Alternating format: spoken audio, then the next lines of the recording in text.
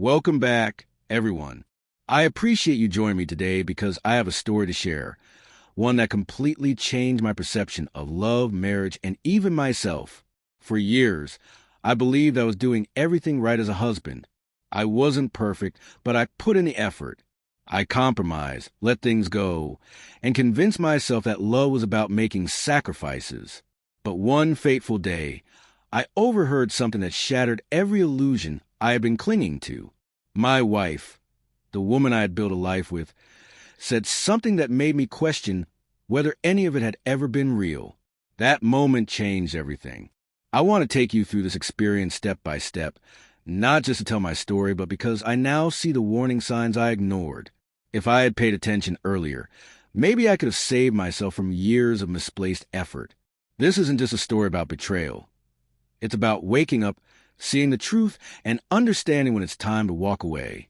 If I'm being completely honest, my marriage to Lillian didn't begin with passion or even deep affection. It was arranged. Our aunts were close friends, and they believed we would be a good match. At the time, I didn't have strong opinions about it.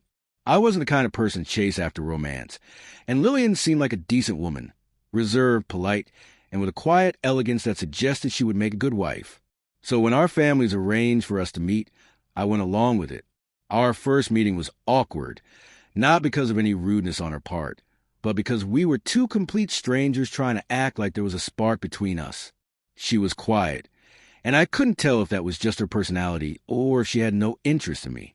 Over time, though, we got used to each other. Conversation became easier, and we learned the basics about one another, our favorite foods, our thoughts on work, our general outlook on life. It wasn't a grand love story, but it felt comfortable. A year later, we were married. The wedding was traditional. Family, friends, the usual expectations. It wasn't a deeply emotional event for either of us, but I thought we had something solid. We weren't constantly fighting, and I believed love could grow in time. I had heard that not all marriages start with passion, that sometimes love is built through mutual respect and shared goals. So I convinced myself that as long as we treated each other well and worked toward a common future, things would fall into place. Looking back, I see now that I was lying to myself. One evening, after an exhausting day at work, I came home just wanting to unwind. As I passed our bedroom, I heard Lillian talking on the phone. I wasn't paying attention at first until I caught a sentence that made my blood run cold. I'd never be with him again. Her voice wasn't filled with anger. It was calm, certain, like a decision she had made long ago.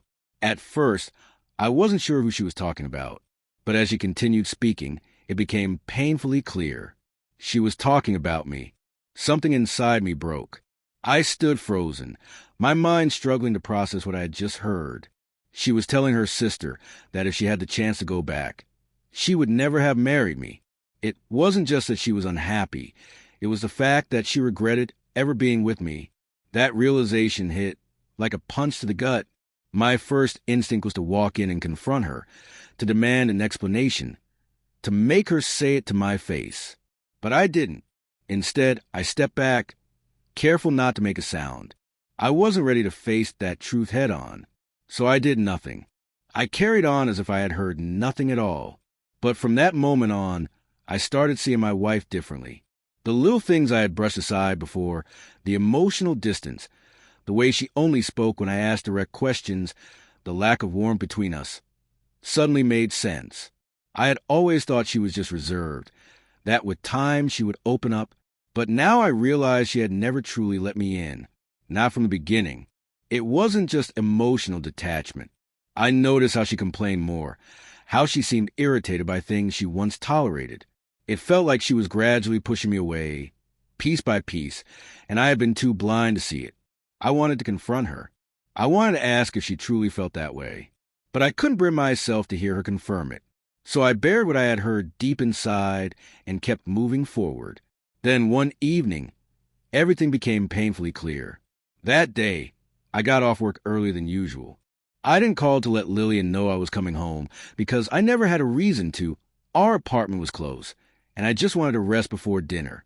When I stepped inside, I went straight to the bedroom, and that's when I saw them. Lillian was in our bed, wrapped in another man's arms. For a moment, my brain refused to process what I was seeing. It was like my mind was lagging behind reality. They were so caught up in each other that they didn't even notice me standing there. Then something inside me snapped. I didn't think. I just reacted. I lunged at him, grabbing the first thing I could. My fist connected with his face before he could even react. He stumbled back, caught off guard, trying to shield himself. He wasn't expecting a fight, but I wasn't done. He scrambled to get away, panicked, but I hit him again. And in that moment, I realized this wasn't just about him. It wasn't even about Lillian. It was about the years I had spent convincing myself that this marriage was something it wasn't. The time I had wasted believing love would grow when, in reality, it had never been there in the first place. Like a coward, he shoved past me, scrambling to grab his clothes as he bolted out of the room. He didn't even try to defend himself, didn't say a single word, just ran straight for the front door like his life depended on it. And maybe in that moment, it did. I stood there, my heart still pounding, expecting some kind of reaction from Lillian, maybe guilt, regret, an apology, something. But instead, what I got was fury. "What the hell is wrong with you?" she screamed, her voice sharp and filled with anger. "You had no right to hit him." For a moment, I couldn't believe what I was hearing. No right? She had just shattered our marriage, destroyed everything I had fought to build, and yet she was the one angry at me? My fists were still clenched, my breathing heavy. But I didn't argue. There was no point. I already knew the truth. I turned to look at her, this woman I had spent years trying to love, to make happy, to understand. I had given her everything. But standing there in that moment, I realized I had never really had her in the first place. With a calmness I didn't even know I had left, I said, "You're free to be with him, because this marriage is over." I didn't wait for a response. I didn't need one. I packed a small bag with just enough to last me a few days and walked out of that house without a single glance back. I checked into a small hotel, nothing fancy, just a place to be alone. The room was basic, cold, but none of that mattered. What mattered was that I was finally away from her. I sat on the edge of the bed, staring at the floor, my mind cycling through everything that had led up to this moment. The signs had always been there. I had just convinced myself they weren't. I told myself she needed time, that she would eventually see how much I loved her, that if I just tried a little harder, she'd open her heart to me. But the truth was painfully clear now. No amount of effort could fix something that had never been real to begin with. Out of habit, I reached for my phone. I wasn't expecting anything, but I checked anyway. Nothing. No missed calls. No messages. If I had any lingering doubts about where I stood in her life, they died right there. She wasn't going to fight for us. She wasn't even going to pretend to care that I was gone. That silence told me everything. I knew what I had to do. I opened my browser, searched for divorce lawyers, and clicked on the first one with an available appointment. I didn't even look at the price. It didn't matter. I wasn't about to spend another second in a marriage where I wasn't wanted. The moment the confirmation email came through, I exhaled. For the first time in years, I felt something I hadn't felt in a long time: finality. During the divorce process, I sat across from my lawyer, barely listening as he explained the paperwork. My mind was elsewhere. The whole thing was moving fast. Lillian didn't contest anything. She didn't ask for time to reconsider. She didn't try to fight for what we had. That told me all I needed to know. She wanted out just as much as I did. But in the middle of all this, I discovered something that made my stomach turn. The man I had caught her with, the one I had swung at in pure rage, wasn't just some random guy. He was her ex. The same ex she had once told me was toxic, abusive, controlling. The same man she had sworn she would never go back to. Yet there she was, sneaking around with him behind my back. I couldn't believe how blind I had been. From the beginning, Lillian had painted this guy as a monster. She told me how he used to manipulate her, how he never respected her boundaries, how she was grateful to be in a stable, loving relationship with me. And like a fool, I had believed her. I thought I was the safe choice, the man who would treat her right, the one who wouldn't hurt her like he did. But now, looking back, I questioned everything. If he was so terrible, why did she run back to him the moment she had the chance? Had she ever really left him? Or had I just been the backup plan? The guy she settled for when she wanted comfort and security?